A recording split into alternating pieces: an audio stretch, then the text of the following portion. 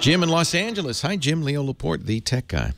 Hi, Leo. Welcome. A question about managing photos. Oh, I love those questions. Well, good, because my wife and I are cruisers. And what I would like to be able to do is to transfer my photos to an iPad, which I carry with me, and then annotate the pictures, and by that I mean description, if you will, not cropping or manipulating how the image looks. And then after I get home, transfer the pictures and the information to my computer. Nice. Now, I used to do this with a laptop. Yeah. Well, when I got my iPad, I figured I wouldn't take my laptop along. Now, what I'm using on my desktop, though, also is iPhoto. Uh-oh. And as you know, Apple screwed around. Uh-oh. You see, it was all easy until you brought that up. Yeah, that's right. Now you're throwing me a little curve. So now now you know what I'd like to do. You can't keep using iPhoto because you probably have a late. Did you update the iPad to iOS 9? I have not updated to 9, but 8 did it to me. Yeah, 8 did it too, of course. Yeah, so 8 it took did iPhoto off of your iPad, replaced it with a new Apple Photos program, which doesn't talk to iPhoto. That's right. Plus the fact it doesn't allow you to do anything. So you either need to update your desktop and start using Photos, in which case what you want to do will happen automatically. One of the nice things about Photos is it not only does it duplicate what's on your iPad, but it duplicates what's on your desktop to the iPad, and it even stores a copy of the original in the cloud, and any annotations that you add to it will be copied as well. But you have to use the same program. Now, the other way you could go, another way you could do this is with other programs. For instance, Lightroom. You could download and install Lightroom on your Macintosh. It's expensive, but you could do it.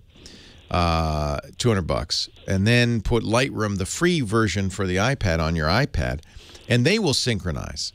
So you can have a collection that's on your desktop will automatically synchronize to your iPad. You say you want to import the pictures from your camera to the iPad first?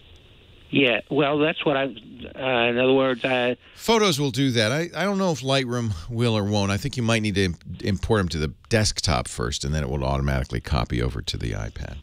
Well, but see, what I'm doing is on downtimes in the cruising is when I annotate the pictures. Yeah, I do that too. So you've taken all these pictures in the day, and now you got back to the ship, and you want to look at them, annotate them so you remember where they were, what was going on. That's correct, and I don't have my computer with me to do that. Yeah.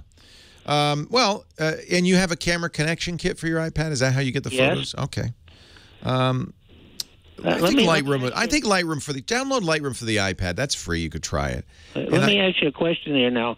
I have held off upgrading the operating system on my desktop because I still wanted to use iPhoto. Yeah, you might as well just forget that.